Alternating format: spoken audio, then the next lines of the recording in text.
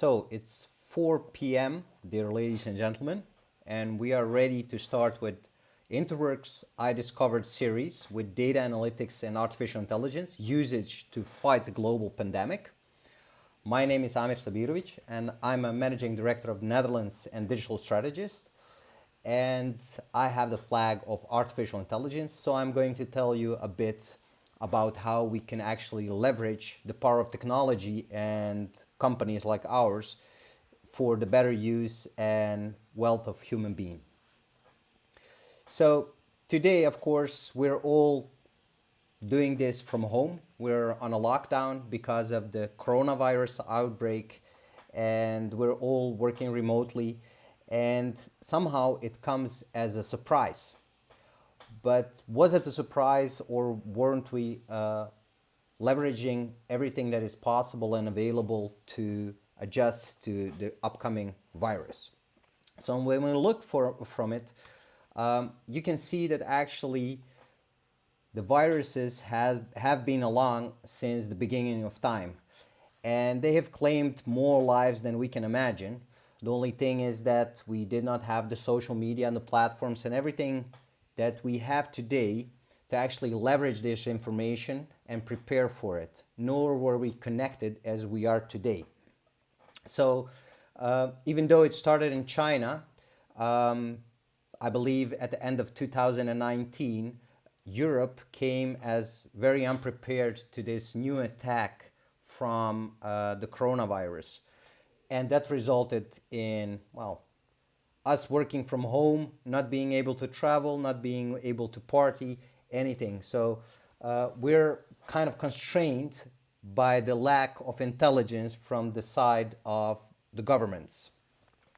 The only thing the pandemiologists did do is actually see how one person can infect and affect other persons. So when we look at COVID, it affects one person and it goes to 2.5 other person, and then every infected, and so on. So when you look at others, we can see that measles, smallpox, and rubella are much more dangerous from the infection side, while COVID is still very low. Now, I'm not trying to put this situation into something that is not fun, in the sense that it's a very serious problem for us and for the economy in general. But maybe we can learn from this and see how we can leverage the technology to do so. We've prepared a few cases, but let's first dive into which kind of technologies we have to do so. So when we look at it, we have, of course, big data. We are all connected. Everything is connected today. We have fast internet. We have various possibilities to digest data from various sources. Then we have the Internet of Things, and those are all sensors that you can imagine in the roads, on the highways, in stores, in health centers. All around us, they're filled with sensors. We have blockchain, which can be leveraged for the security, and of course on top, and artificial intelligence, which actually draws its power from data. So to do anything with artificial intelligence, we need data to process it, to analyze it, and then we can make predictive models on how to use it. But why did we react so slow? So technology is developing exponentially, and organizations are still stuck in linear thinking, and this goes also for governments. There are organizations as well, but they are, well, governmental and act on national level. So because the thinking was not adjusted to the possibilities of technology, we did not react as we should have. So how can we leverage analytics and AI in pandemic disasters? Well, first of all, let's see what kind of information we have. This is something that happens in 60 seconds every day, and this is information for 2019, so supposedly this number probably grew. When we look at Facebook, 1 million of logins, 18.1 million texts sent, videos watched. So we're constantly digesting all this information. You can see that from the streams on coronavirus, whether you open LinkedIn, Facebook, or Instagram or Twitter, everything revolves about infected people, people crying. So we're very well connected. But what do we do with that data and how do we employ it? It all boils down to the reaction latency. So when we see data is as old as the way to Rome, as we would say. In the old times with Black Plague, people already started using data to see what kind of infections were going on. But we didn't actually leverage that towards the future.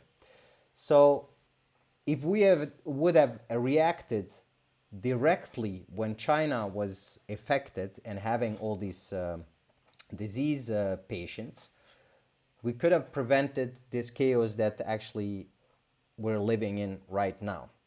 So if we would employ data analytics and AI, we would be much better in predicting how it will affect us and how we can prevent the spread or even getting it into the country. So when we translate that, this situation and every other pandemic has an effect on three levels. It has effects on all companies. You're working for a company, I'm working for a company, and we're all bided by the governmental decisions to not let us out. So when we look at it, the Dutch government made a decision to put us on lock until the 28th of April. That goes from for the Macedonian government as well, where a company is stated, and so on. So it affects at first all companies, and companies are also abided by physical presence at the customer side and everywhere. So how can we use analytics and AI to help our employees be better?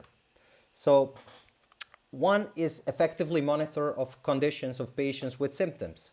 So this was just this morning, Norwell USCF and UNC used chatbot and related tech to manage COVID-19 patients. So they have developed a program to communicate the test results and help them manage how to interact with the system or self-manage their situation. So they can actually see if they have the symptoms of the COVID and how to deal with it. The second one is they have developed a virtual care strategy, which is based on mobile and communication. And they have the analytics on how many people are actually infected or have symptoms. So they can prepare their whole infrastructure for the potential growth or decrease of these patients.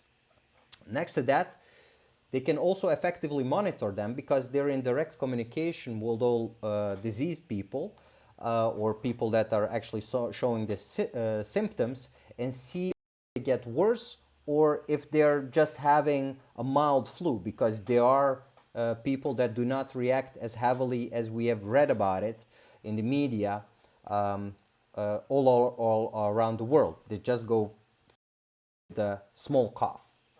The second one, and one of the most important one, is we're, as human beings, social animals.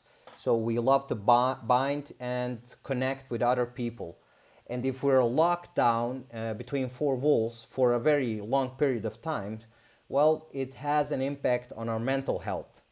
So there are a lot of health applications already there where a company and a person on itself can actually analyze and see how their mental health is proceeding. Just this morning, also an article came out that actually more home workers are burned out. This is in the Netherlands alone. Why? Because social component of an office is missing. The distraction within the house is large, and there is lack of context of business. So companies can employ existing or develop new application where they can help and monitor their employees so they can actually improve and monitor their mental health. So this all does not end in all people burning up. Healthy Workers, a company from the Netherlands, actually develops a healthy and productive remote work application where it allows you employees to give feedback about their remote working experience, so you can actually improve directly as an employer. It provides automatic healthy workers content and you and your employees with tips and tricks for a healthy work environment, even when working from home. So exercising, eating healthy, having a healthy environment, maybe plants, provide clarity and complete overview of how your employees are experiencing remote working. And it allows you to update your employees about change policies, because this situation has a large impact on everything that we do and how our businesses thrive. So it's very, very important you're constantly connected, that you monitor and actually can see that the health of one of your employees is going down instead of up. And this gives you also access to bi-weekly healthy workers coaching sessions to help you decide on the best improvements for your company. So an iterative process. So when you look at it from the data analytics and AI perspective, you can actually use all this data that you gathered during the current situation, and in case something like this occurs in the future, you can predict it and you can see how you can help your employees the best way you can as an employer while they're working remotely. So caring for your people is of core essence, and you can use data analytics and AI to leverage this. Now we go on another level, and this is national level pandemic. So how could governments react to this? For this, our team in Macedonia has set up a video where they show you how we did analysis on the data. So I will play this video right now. So this is what we have done with the limited data that was available for us. So we have positive corona cases by age, we have the growth rate, we have daily new infections, currently infected, the number of tests conducted, the number of deaths, but also recoveries. We also have the overview of hospitals that are actually the population, how many people were quarantined, and of course geographical location of all these patients. So we can actually drill and see how this spreads throughout the whole Macedonia. And of course you can apply this to multiple levels and multiple organizations in general. Oh. So based on this, we came up with another concept. So when we look at the global level pandemic, that is really serious. And I don't know if you knew about this, but Google a few years back tried to predict the flu outbreak in the United States. And they only got a 50% accuracy. And the reason for this was actually that they were only basing their research on the search term entered in Google search, like handkerchiefs or medicine that is needed for flu, etc., etc. So it was not fully completed data from different perspectives. So we took this insight and we thought, okay, let's assume that we would make a World Health database. How would that look like? So in a case of a crisis, you have to analyze it. So you have all these kinds of data touch points, mobile phones, internet, crowdsourcing, NEO or National Geography, visual analytics, and open data. Of course, we have also other data sources like online activity, sensors, small data, public data, crowdsourced data. One that I didn't mention is my data. That's actually your personal data. So maybe you would like to share your private data with everyone. Of course, there are also some, well, challenges within this. So you have overestimation, noisy data, or false data because you do not know what data is accurate. And of course, the future direction. So how can we make sure that the data is reliable? How can we do real-time analytics multimodal informatics, and disaster tolerance, or what can we tolerate within this context. And of course, be aware of context.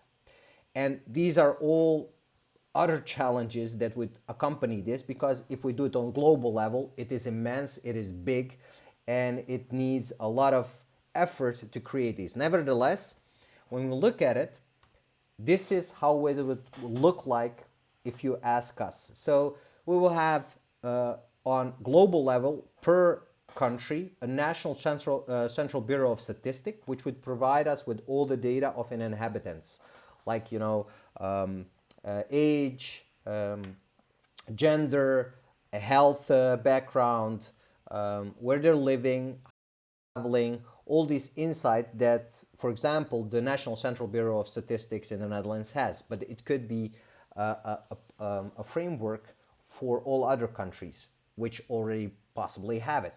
Then we have all different IoT sensors data, which is very important, because if you're living in an urban country, so when we look at the Netherlands, it's dense populated, I believe one of the densest populated countries in Europe.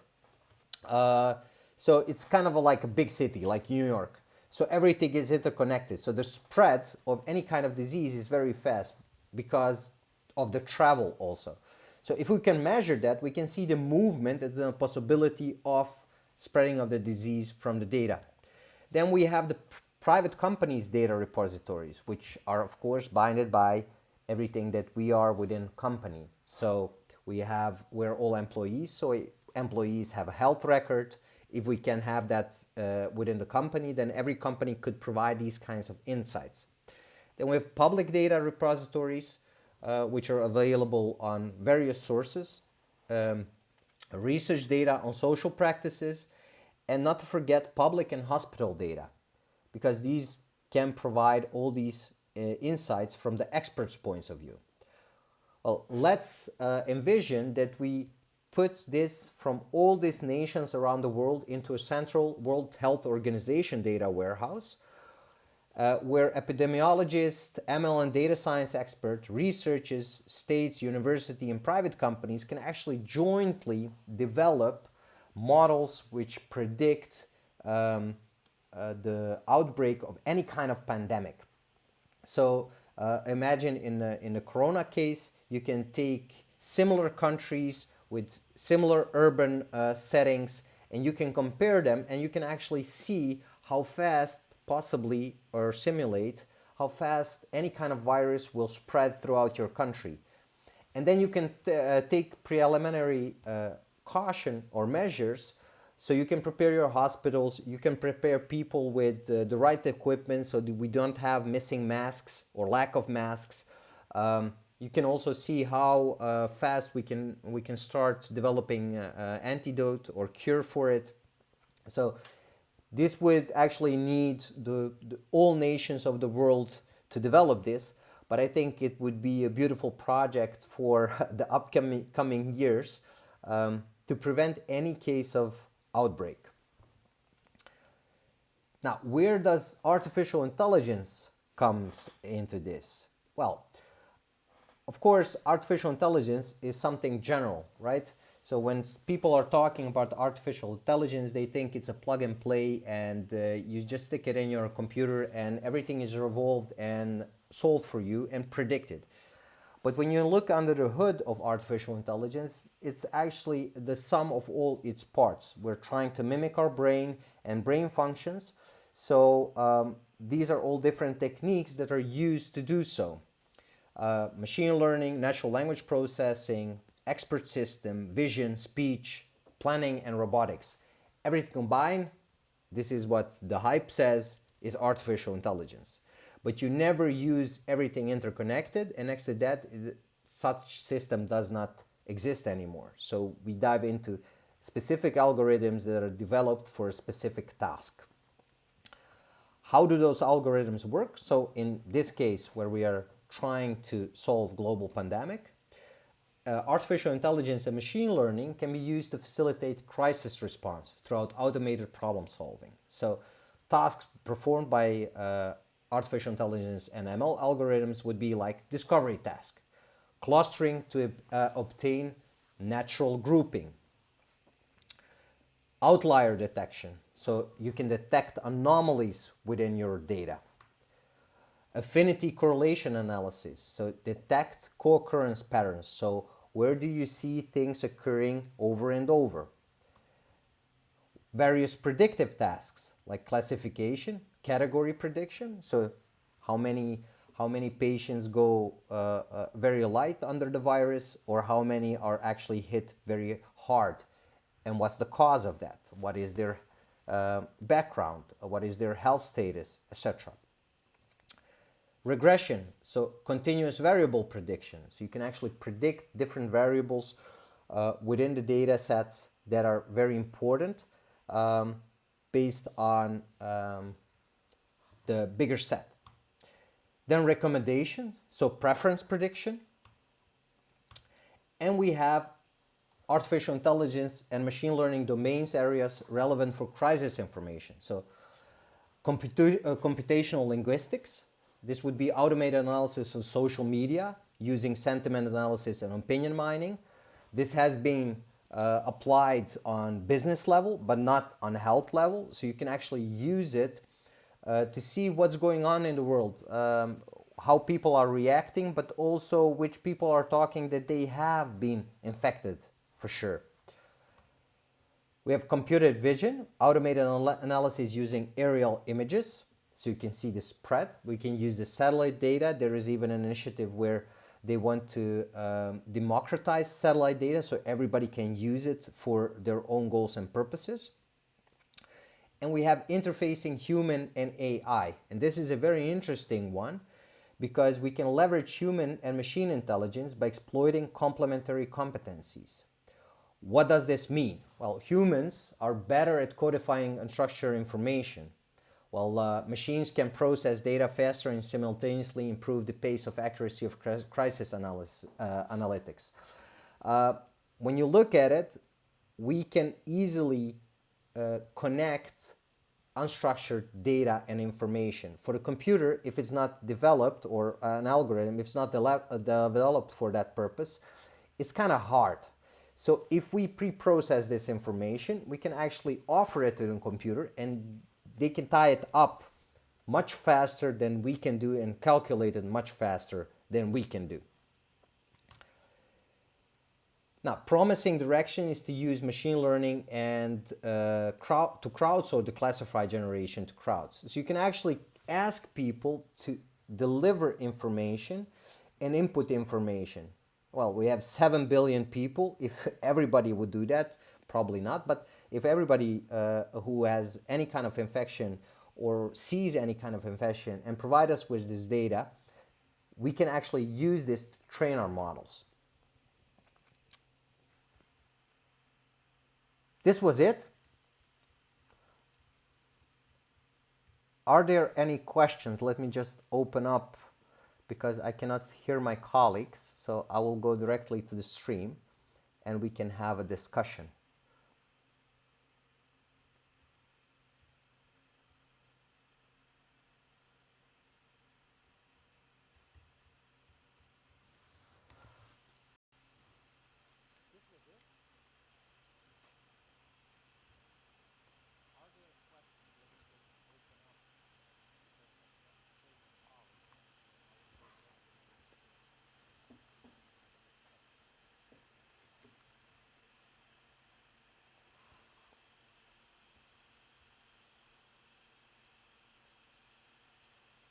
Not everybody at the same time, please.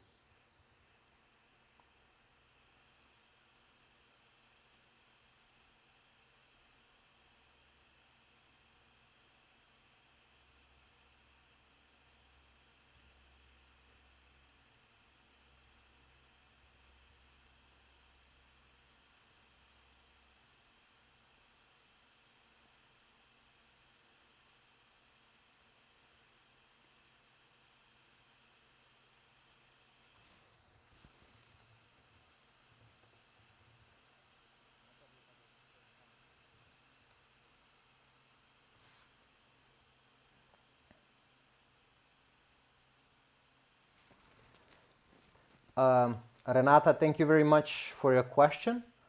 Um, I think that this is a very serious problem and that we will have a lot more kind of pandemics like this.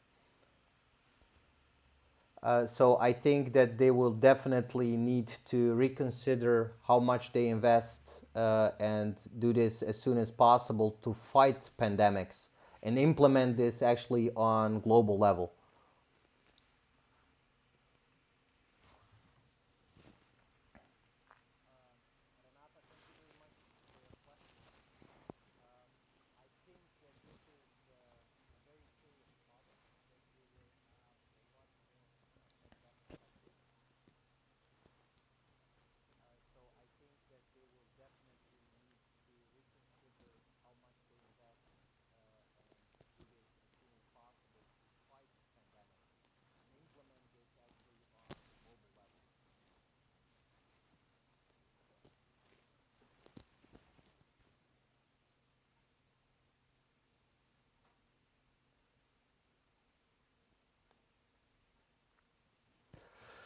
Um, it's crucial. So we cannot train any kind of algorithm for any kind of purpose if there is the data lacking, not centralized, clean, integrated, and offered.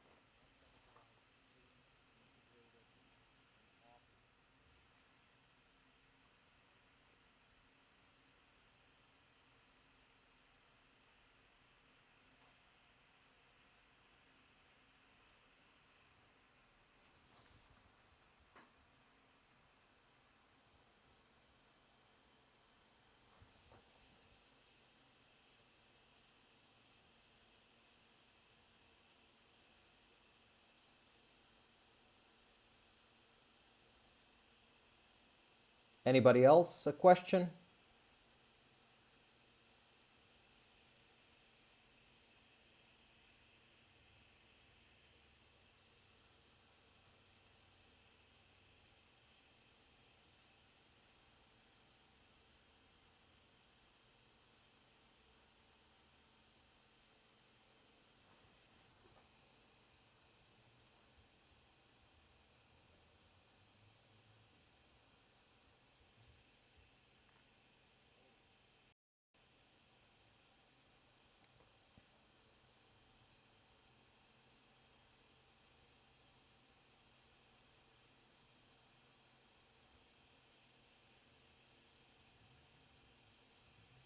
If you want to comment, you can click refresh just on the stream and you can start commenting or asking questions.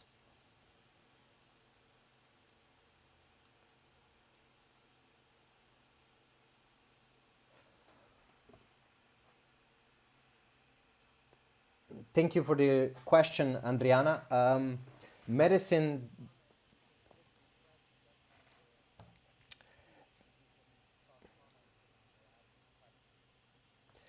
medicine invests a lot in AI or data and analytics. The biggest issue here is actually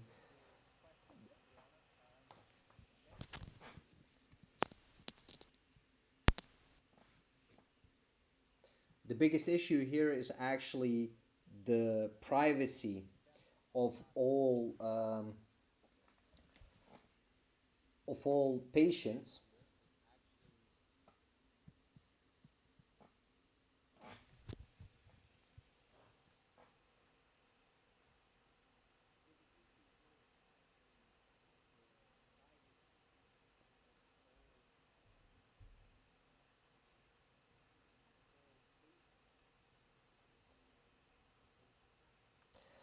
But when you look at it, I believe that in breast cancer analysis, detecting cancer prematurely on the development, These are all tests already done.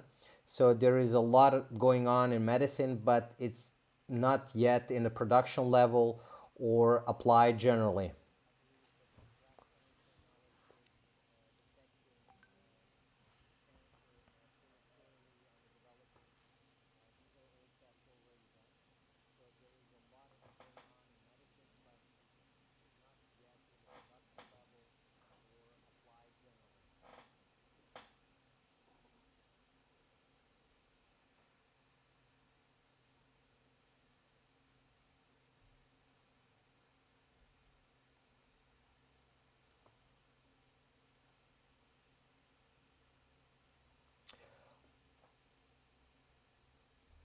Just to repeat your question, do you think companies will start seeing the importance of data analytics?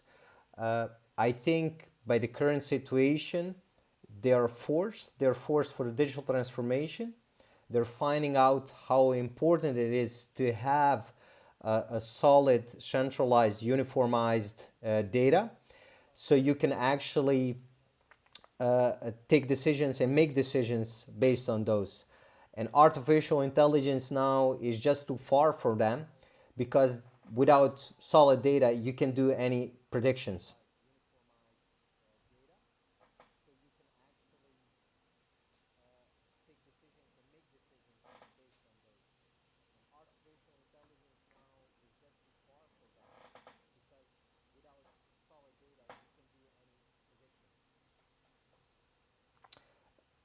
Thank you for your question, Dimitar. It's most of your points were fighting the next pandemic. What about now? Can we do more? Are we doing enough? I think that we're already too late. So now we're like a little Dutch boy trying to solve the problem in a dike.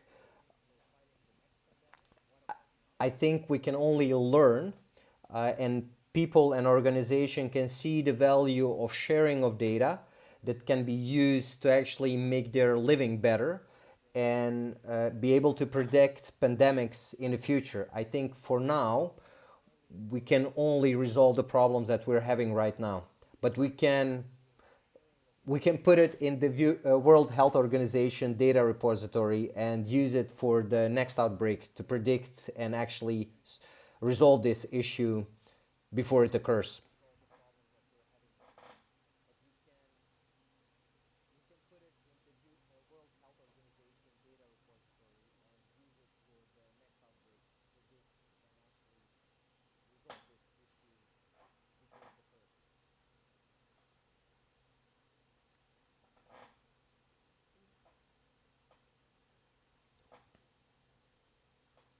However, maybe it will be also good to use data right now and analytics, and of course the prediction, to develop new tools.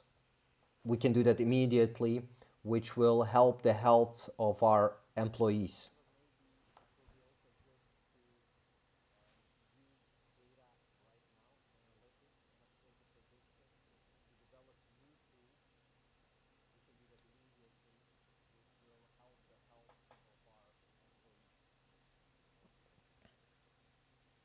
Hi, Simona. Thank you for your answer, for your question. Sorry. How can we use what we have currently from AI to overcome, make it better this situation, and improve the feeling and work from home? So I believe that I was just telling that. I think that we can use it right now. There are applications right now that we can use and apply to develop this and implement it and solve the issues of working from home, if there are any challenges, and learn from this situation right now.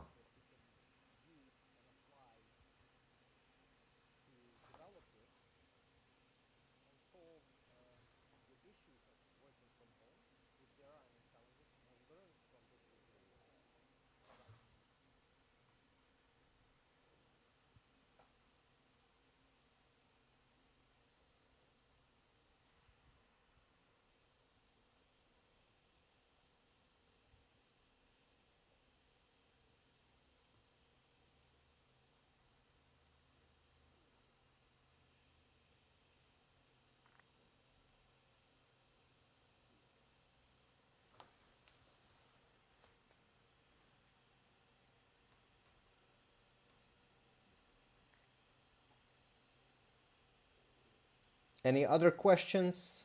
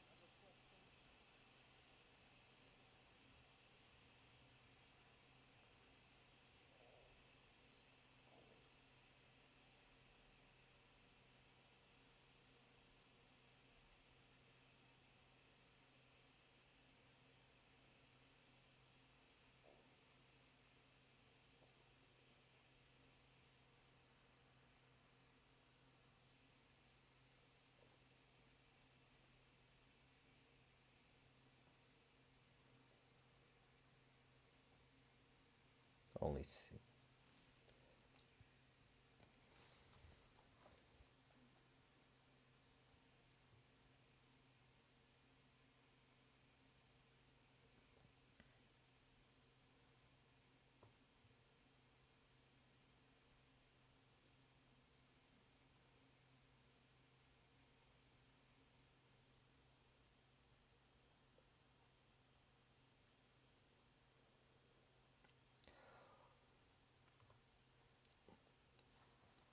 All right, I believe there are no other questions. So if you have any other suggestions or ideas regarding data integration, analytics, artificial intelligence, please be sure to reach to Interworks, and we will be there for you to solve your issues and challenges and hear your ideas out.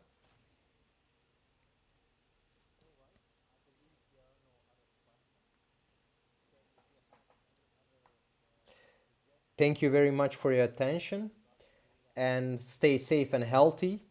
And until next time, goodbye.